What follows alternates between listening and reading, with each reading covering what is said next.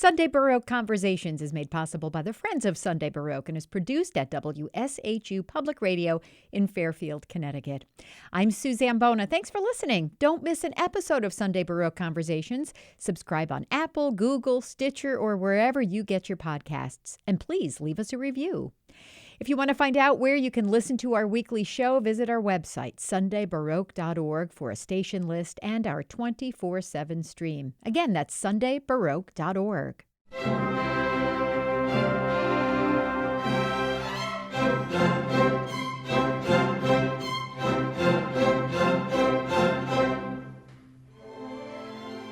Musician André Raphel is a Durham, North Carolina native who received his training and degrees at the University of Miami, Yale University, Curtis Institute of Music, and the Juilliard School, where he was also awarded the Bruno Walter Memorial Scholarship. As a conductor, he's held key positions with a number of U.S. orchestras, including conductor laureate of the Wheeling Symphony Orchestra, which he led as music director for 15 years.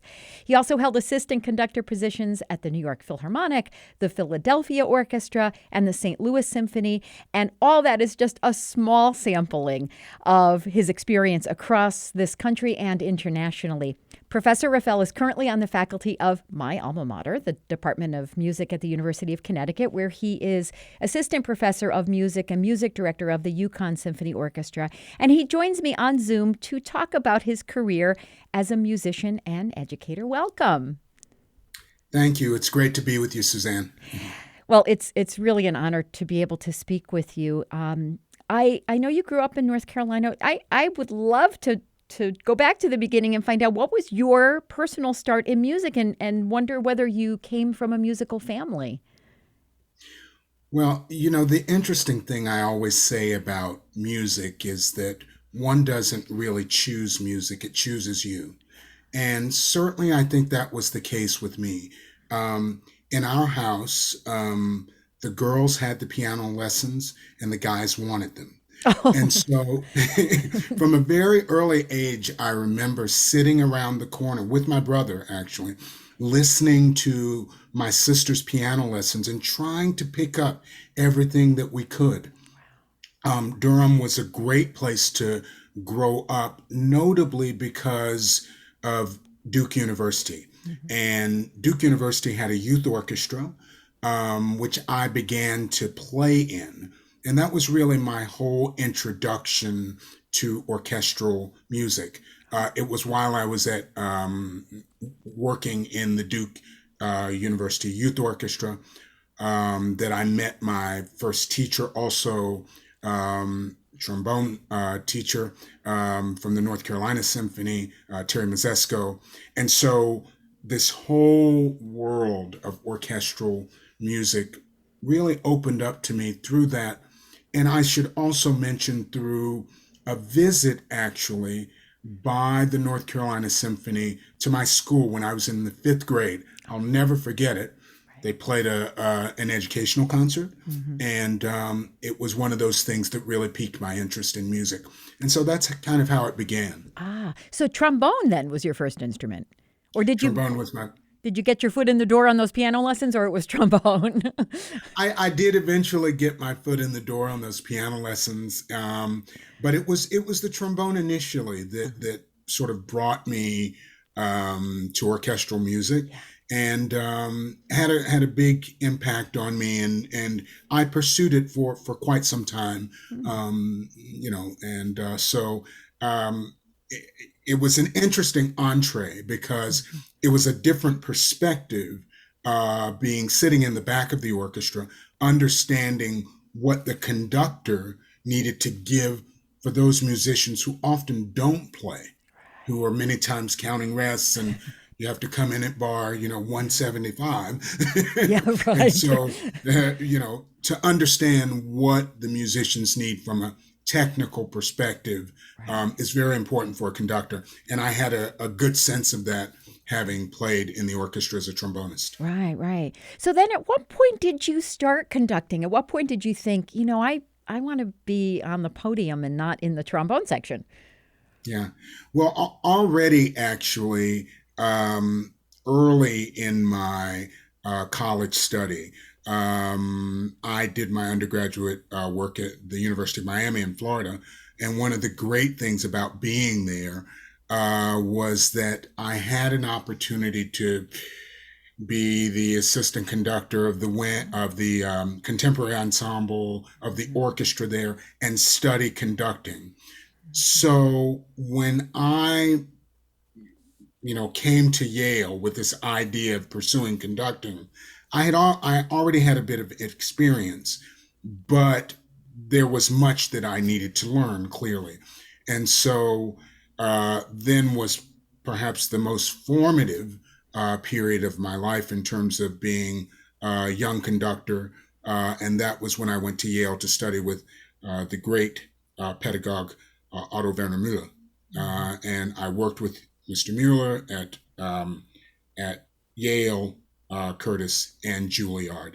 And so it was really the start for me of a journey, understanding not only what conducting was all about, but understanding the great possibilities of a musical life. Mm. So you've given a little hint about what a conductor must think about in terms of, bringing in those trombones that have been counting 175 measures of rest. But I think, if you could expand on that a little bit, because I think people who attend concerts, they see the conductor on the podium, and I think people don't necessarily really know what you do, how you prepare, how much you control, and how much input you have into the final performance. Would you explain, sort of broadly what the job of a conductor entails? Yeah, it's very much all inclusive. It's everything. It's. I think you hit upon something that's very important. It's mostly about what you don't see, what the audience doesn't see, because the real work is done in rehearsals, and it's done in the planning. It's done in the selection of the program, the selection of the repertoire. What thematic idea do we want to cover? Um, I often say that the job of a conductor is somewhat like a coach. If you think it's football season now, so think of it like being a football coach, for example. Mm-hmm. You can have, on your football team, you could have 52 great players, but it takes one sort of philosophy and vision to mold them into a team. Mm-hmm. That's what the conductor does very much, especially in rehearsals. The goal is really to ensure that the intentions of the composer come off the page and that they reach the audience in a very sound driven oral perspective that they can latch onto. So in rehearsals, I always say, the conductor is like, he's like a father, he's like an uncle, he's like a brother. you know, all of this is coming into the way in which the conductor works with the ensemble. Mm-hmm. Eventually, in the best of worlds, what happens is that there's a place where we meet. There's a place where we meet within the music, and it doesn't become so much about you know who I am as a conductor, but it becomes about what the music and what the composer says, Right. and that's always the goal, is to ensure that the composer's intentions come off the page. Yeah, yeah. So, who are some of your favorite composers or maybe favorite pieces to conduct? And do you have some others that you aspire to work on with orchestras? Yeah. Well, at this stage in my career, I'm coming closer all the time to Mahler's music. I actually have Mahler's on the agenda for this season, as a matter of fact. Hmm. Um, and his music is so all encompassing, really. He said that a symphony should encompass the world, right? Hmm. Those were Mahler's words. And when one approaches this music, one understands not only his life, but the sort of breadth of what he's able to put into a symphony. And ultimately, it ends up being some of the most challenging music, not only for the orchestra, but also for conductor, because Mahler himself was a great conductor in addition to being a great composer. So everything you need is right there in the music, Mm. even to the point of, in German, of course, things like, if you think you want to make a ritardando at this place, you think you want to slow down, Mahler will write in the score, don't slow down at the exact place. And this is one of the things that makes his music so interesting. I mean, I feel very close to many composers. I'm very close to Beethoven. I feel very close to Mozart, um, Brahms, and I'm very interested in the music of our time. I've long had a relationship with important composers conducting world premieres of their works, Mhm. commission works. Mhm. So this is another very important part of what I might say is my repertoire. Mm. Now, at the moment, you are in your final year with the University of Connecticut, sadly. Mhm. But I know that it's for a wonderful reason, and that's that your career is so busy and so packed with so many other things. But at the moment, you are still the conductor of the university orchestra. So, how do you approach conducting a student ensemble differently from a professional ensemble, or do you? One approaches it very differently, actually. Um, and it's been a great joy, and we're still having a lot of fun actually with the orchestra.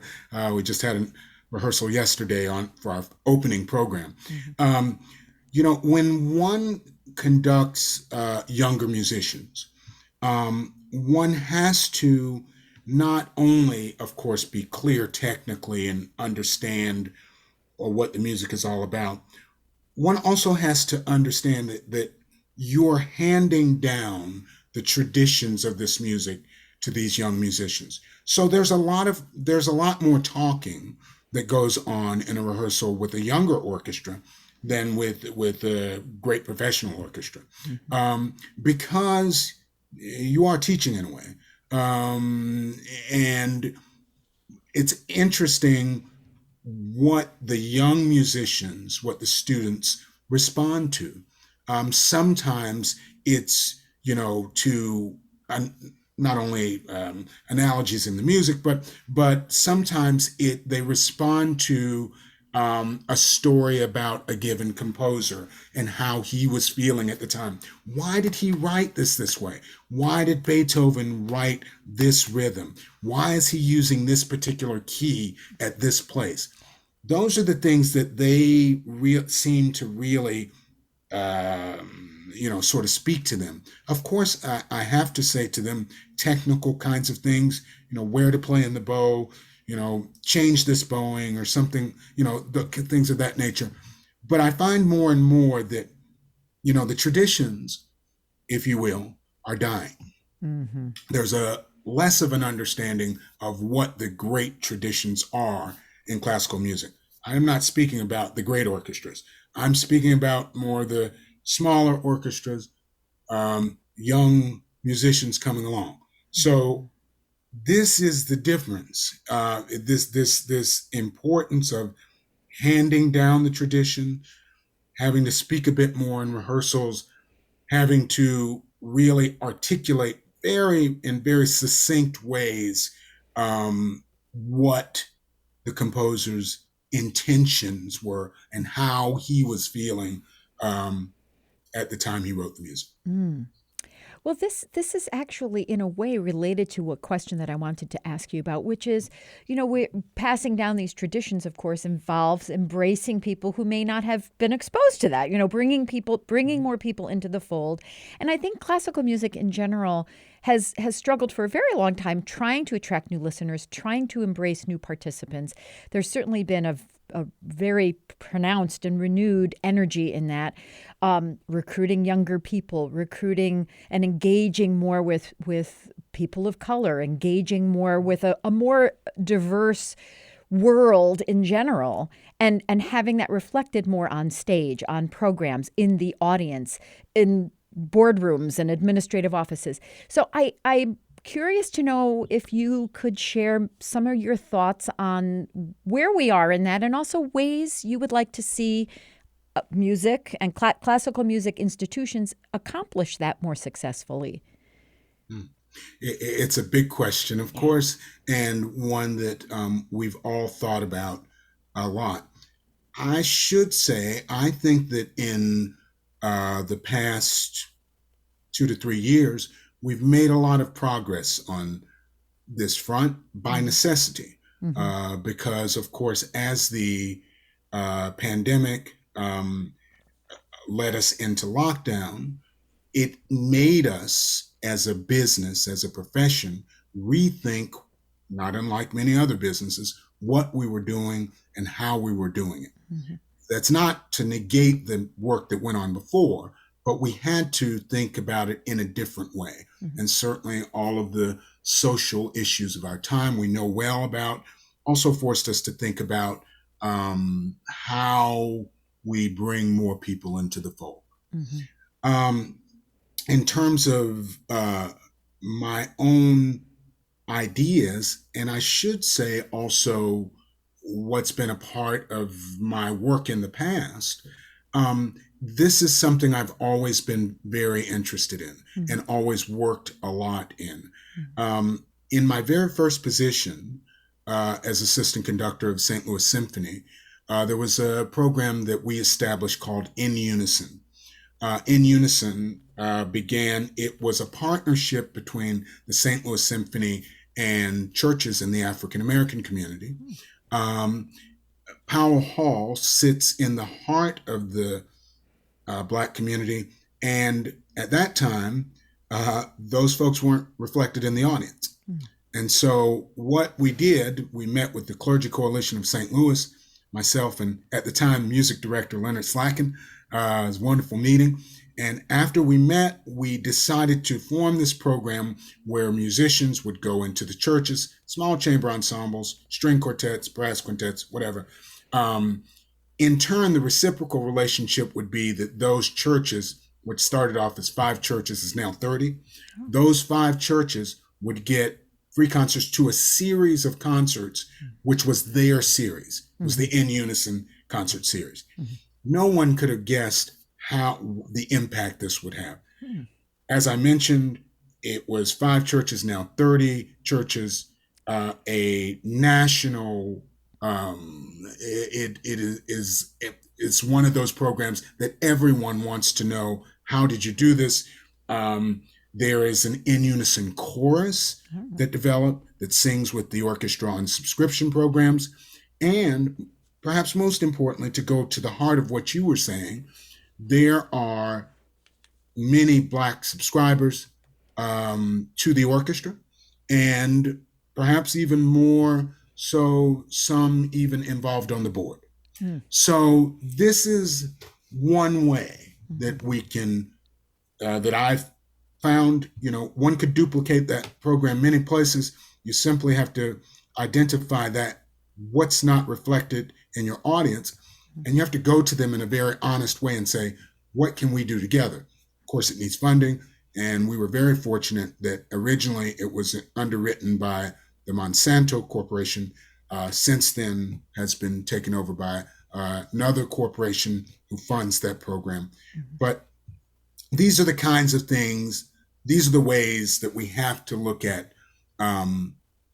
approaching, I believe, audience development. That's what it is. Yeah, that's exactly what it is. It's audience development. And I think it's been not a necessarily very well organized effort for all these years. And so that's why I do like to ask, particularly conductors, because I think you're in that position of, as someone who's been a music director, you really are in a position of, cultivating that. How do we develop an audience? It's everything from what you program to how you interact with the donors, and you have a pretty big job when you're the music director of an orchestra, as I know you have been. You have some very exciting projects on your calendar, including making your debut with the Boston Symphony Orchestra in March of 2023, and also Juneteenth 2023 with the Minnesota Orchestra, their celebration of freedom in Minneapolis. I would love for you to talk about your plans for these events and any other upcoming projects that you are excited about at the particular moment. It's yes, it's really a very busy season with many highlights. Um, of course, it will be wonderful to collaborate again with the great Boston Symphony Orchestra. This is actually my subscription series debut with them. I had the great fortune to work with them two or three times in the past, Okay. but it's the first time in a long time. And this program is very exciting. It is a program which focuses on African American culture. Oh. It um, it's a special program for Boston because Boston was an important place for the um, Afro-British composer Samuel Coleridge Taylor. Mm-hmm. He spent significant time there, and I believe his Songs of Hiawatha may have even had its premiere there. Um, in any case, I wanted to bring something special for Boston, a work that's not often played, and so we are going to play his Petite Suite de Concert. And then we're going to do the William Grant Still Symphony Number One, Afro American Symphony. This is really such a great piece. I've done it so much in my life, but to share it with them there in Boston will be good because they've been playing the other symphonies by Still, which is great because not everyone knows that language, but they will. They'll have a good sense of that. And this piece is rooted in the blues and Harlem Renaissance 1930s. Mm-hmm. The centerpiece of the program is a work that I conducted the world premiere of with Philadelphia Orchestra. It's Uri Cain's The Passion of Octavius Catto. Octavius Catto was an amazing figure in U.S. history. He was a civil and voting rights activist. He was an orator. He was a recruiter of men for the Civil War. And most notably, he was a baseball player in the predecessor to the Negro Leagues. So this piece tells the story of Catto's life. Uri's piece is an oratorio. It's about 30 minutes long. And it features the orchestra. It features chorus. We'll have the Tanglewood Festival chorus along with the Catto chorus made up from choirs in the community in Boston.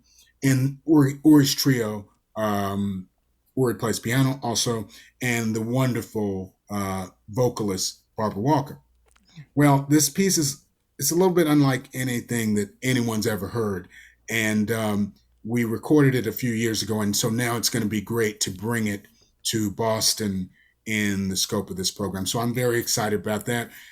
Looking forward very much to, as you mentioned, returning to the Minnesota Orchestra. Haven't been there as well in many years. Sometimes it takes a while for these things to revolve around. And then I should also mention one other thing that I'm super excited about because of perhaps its possibilities at audience development, what we were talking about. Mm-hmm. In May of 2023, I'll be returning to the Mobile Symphony in Alabama, and we're doing a program that juxtaposes the Lord of the Rings, Howard Shore's Lord of the Rings film music, with Wagner's Ring excerpts. So to have these two philosophies, ideas about the ring, so to speak, will be a very interesting combination. And we look forward to, playing pieces like Concerning Hobbits and juxtaposing that next to, Siegfried's Rhine Journey and so forth. Wow. I think it's going to be a really exciting program. And so those are some of the projects that I'm really looking forward to. That's very exciting. So what else are you passionate about at this moment? Anything? Well, it's very interesting because through this, I've been speaking about this even as I go around working with various orchestras, and even with the orchestra at the university, I speak about it as well. These past 2 years, have been so challenging for everyone. Uh, it's not been good. We had 18 months in the business of basically opera companies, orchestras, the arts shuttered, not playing, no concerts. Yes, we found creative ways to do things online. The university, we found ways to teach online, um, we have an oboe player here in Stores. We have a trumpet player who's in New York. We have and we find ways to put together these recordings and things. It's not the same. Right. It's not the same. And so now I feel more than ever that my responsibility is to get out there and share the music. And so if you ask, what else am I passionate about? Right now, I feel like I want to give myself wholly to this because there was such a long period of time where no one knew what was going to happen and where we weren't essentially we weren't doing anything. I mean, we were doing things, but we weren't doing what we do. We weren't making music together. And so I think that one of the things that has happened for me, at least as an artist, is it's made me realize, yes, this is who I am. I'm a conductor, and what I want to do right now is to do everything I can to share the music with the world. Well, I have been speaking with conductor André Raphel about his remarkable life in music. Thank you so much. What an honor to speak with you. Oh, it's been a pleasure to be with you.